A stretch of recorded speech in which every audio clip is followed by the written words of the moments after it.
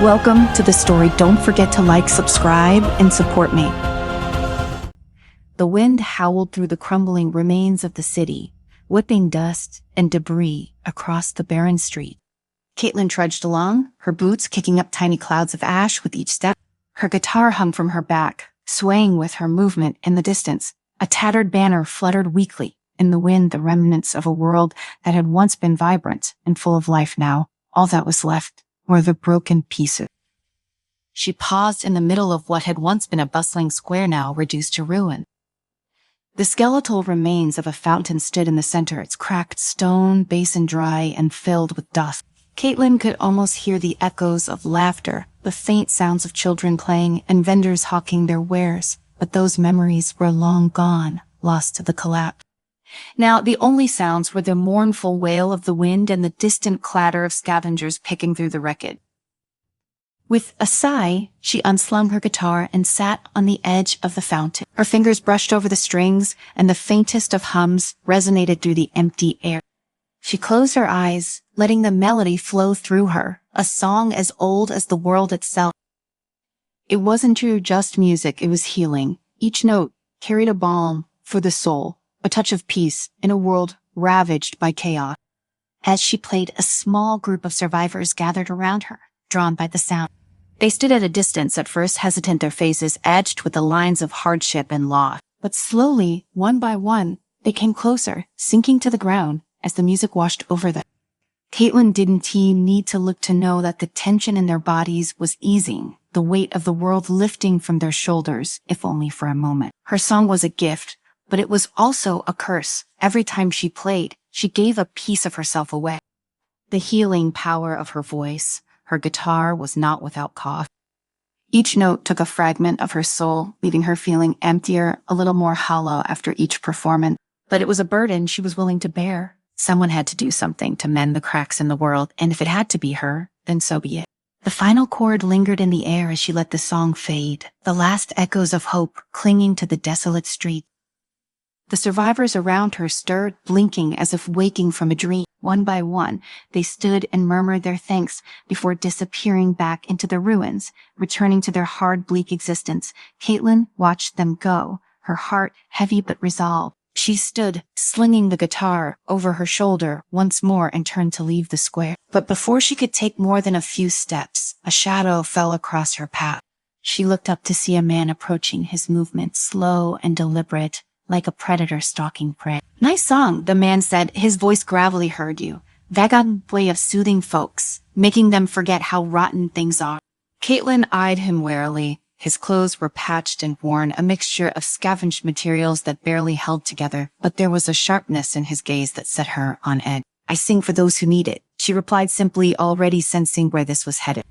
The man smiled, a slow, calculating grin. "Good, because my boss could use someone like you. Balosena's name runs the biggest crew around these parts. Word is, he's looking for a little entertainment, and he may take kindly to people who say no." Caitlin's sass fingers tightened around the neck of her guitar. "I am not for hire." The man's smile faded, replaced by a hard, cold look. "You might gonna want to reconsider.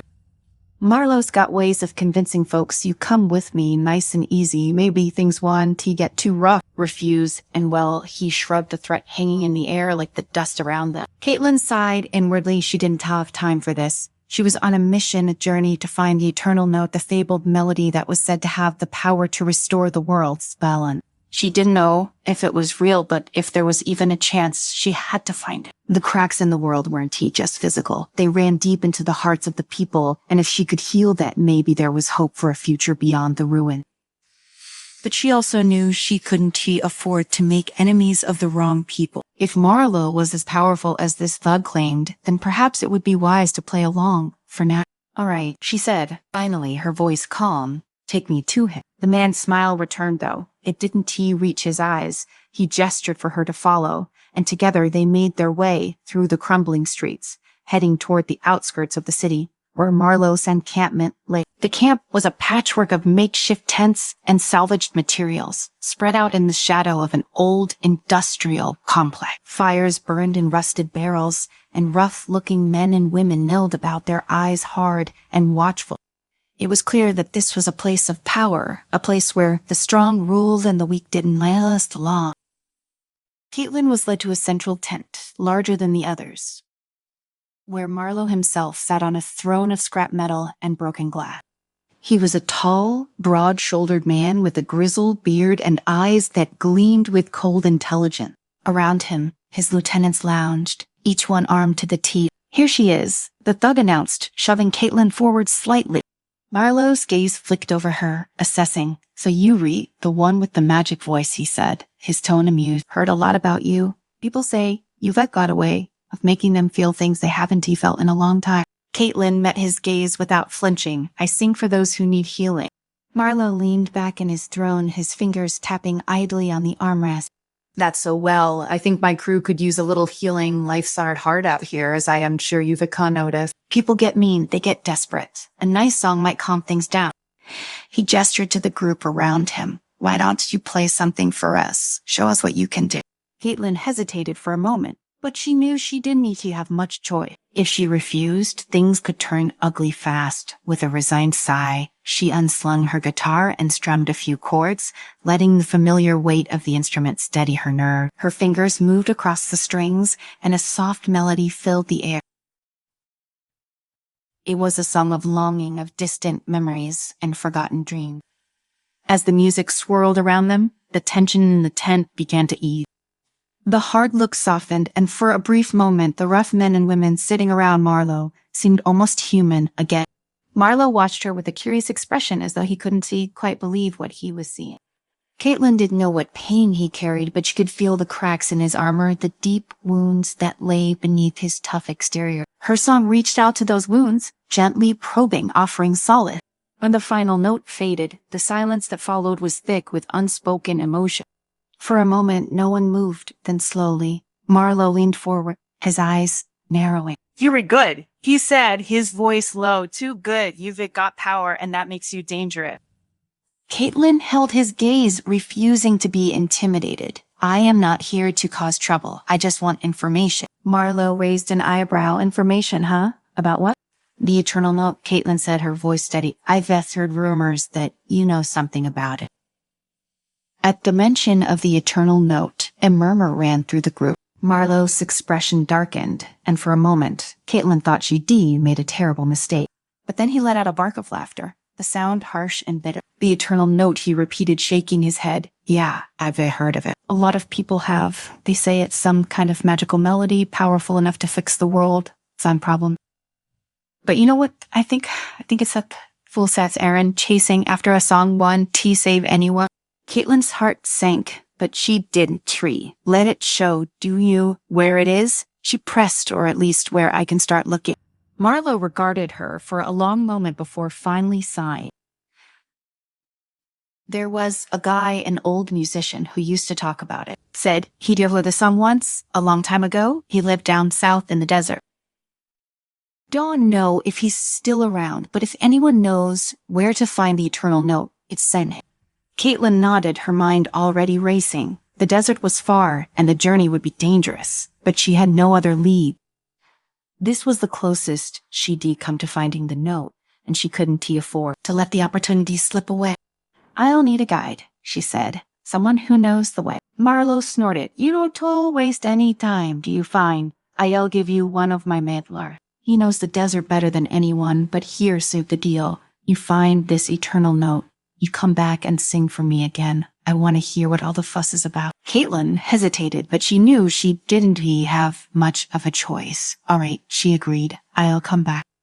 Marlowe smiled, though there was no warmth in it. "Good Lars will meet you at dawn. You'd better rest up. This isn't gonna be an easy trip." At sunrise, Caitlin stood at the edge of the camp, her guitar slung over her back as always. The air was still, the sky a pale wash of pink and gold. Lars appeared out of the shadows, tall and lean, with sharp features and a wary expression. He wore a battered coat and carried a rifle slung across his back. "Ready?" he asked, his voice gruff. Caitlin nodded, "As ready as I'll ever be." Without another word, they set off, leaving Marlowe seeing camp behind and heading toward the desolate expanse of the southern desert. The landscape quickly changed from crumbling ruins to barren wasteland, the ground cracked and dry beneath their feet. Lars was a man of few words, which suited Caitlin just fine. She had plenty of time to think as they walked, her mind turning over the stories she heard about the eternal note. Could it really be the key to restoring the world, or was it just a myth, a tale passed down by desperate people looking for hope where there was none? The journey was long and grueling, the heat of the sun beating down on them relentlessly. They traveled in silence for hours, stopping only when absolutely necessary to rest and refill their water supply. At night, they camped beneath the stars, the vast emptiness of the desert stretching out in every direction. Caitlin played her guitar in the evenings, soft melodies that seemed to blend with the wind. Lars never said anything about it, but she could see the way his shoulders relaxed, the tension easing from his body as he listened. He never asked for a song, but she knew he appreciated it. As the days stretched on, the landscape became more unforgiving, with the desert's harsh winds stinging their faces and the sun burning relentlessly overhead.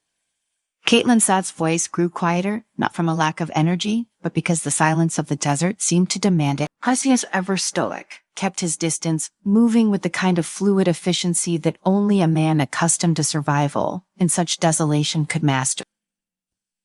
One night, after an especially grueling day of walking through an endless sea of dunes, they set up camp in the shadow of a large boulder. Caitlin sat on the ground, her guitar resting in her lap. She strummed a soft, mournful tune, one that seemed to echo the isolation of the desert itself. The notes drifted into the vast emptiness around them, carried by the cool night breeze. Lars, who had been busy checking their supplies, paused to listen. His face, usually so hard and unreadable, softened for just a moment. "You've got a gift," he said, his voice low but sincere. Caitlin glanced up, surprised to hear him speak. She offered a faint smile. "It's not just a gift. It takes something from me every time." Lars raised an eyebrow but didn't push for more details. Instead, he sat down across from her, his rifle resting against the rock beside him. "I used to know someone like you, a singer. My wife." His eyes flicked to the fire, distant and shadowed. "She went searching for the eternal note too, said it was the only way to fix things." Caitlin stilled her hands, the guitar's hum fading. Freyr, what happened to her? "She never came back." The weight of his words hung in the air between them. Caitlin nodded slowly, understanding that there was no comfort she could offer that would ease the ache of that loss. She knew what it was like to search for something that felt just out of reach, something that might change everything but always carried the risk of losing yourself along the way. The days passed, and the landscape around them began to shift from the rolling dunes to jagged rocky terrain. The desert was giving way to the southern reaches where legends said the old musician had once lived. Caitlin felt the weight of the journey pressing down on her, the strain of each step heavier now, as if the land itself was testing her resolve.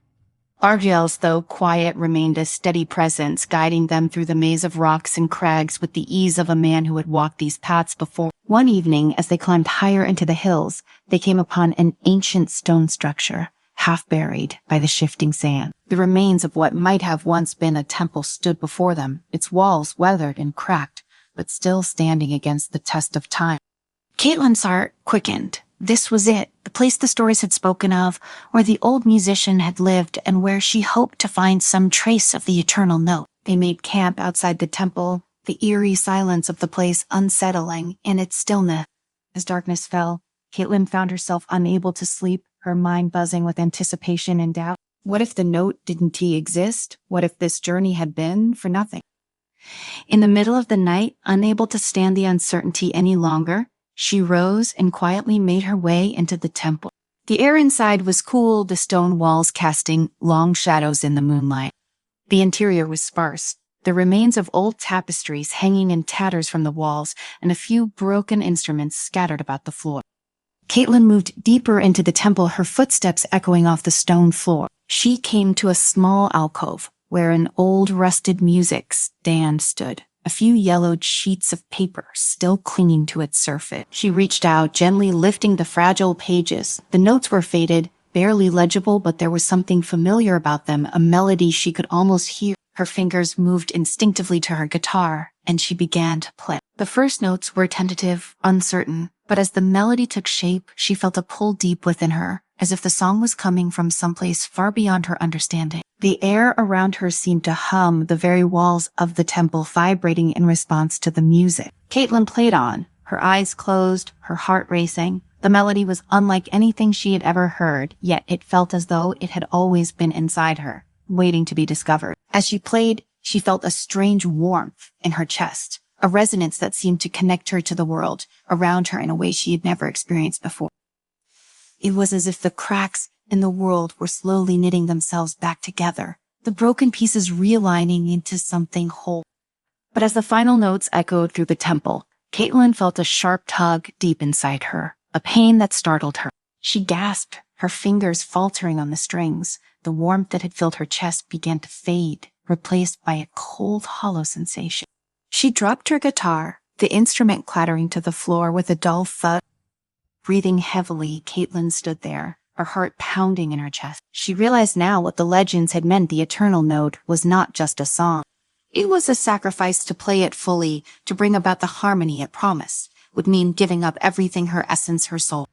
The weight of that realization crashed down on her. Could she do it? Could she give up everything for the chance to restore the world, knowing that she would lose herself in the process? She thought of all the people she had met along her journey, the survivors in the ruined square, the nomads, Lars, and how her music had brought them a moment of peace.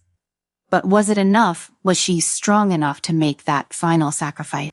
A rustle of movement behind her made Caitlin turn. Lars stood in the doorway of the alcove, his face a mask of concern. Caitlin nodded, her voice hoarse. How is it? Surreal, the eternal note. But it's not what I thought. To play it, to finish it, I have to give everything. Lars stepped closer, his expression unreadable. Sorry, and you were thinking about doing it. Caitlin swallowed hard, her throat tight. I don't know, I came all this way because I thought I could save the world, but no. Larkus was silent for a long moment, then he spoke, his voice quiet but firm. My wife thought the same thing. She believed that finding the note would fix everything, that it would heal all the pain and suffering. But in the end, she lost herself trying. Caitlin met his gaze, seeing the raw pain in his eyes, crying out, I don't too want to lose myself. Dia, she whispered. You won, Dad said softly. Not if you choose to live there. It's more to fixing the world than one song, Caitlin. You've already made a difference, more than you know. People remember you, they remember your music. But as real, that matters.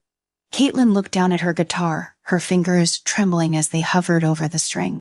She could still feel the pull of the note, the way it called to her, offering salvation at the cost of her very soul. But as she stood there, she realized that Lars was right. Her music had already touched so many lives. She had healed people, brought them hope, even if just for a little while. Maybe that was enough. With a deep breath, Caitlin let her hands fall away from the guitar. The note would remain unfinished, but the world would go on. She would go on. As she turned to leave the temple, Lars fell into step beside her. They walked out into the night, the cool desert breeze brushing against their skin. The stars above shone brightly, casting a soft ethereal glow over the landscape. And Auntie looked back. The song would stay with her, a part of her that she would carry for the rest of her life, but it wouldn't define her. And for the first time in a long time, Caitlin felt at peace.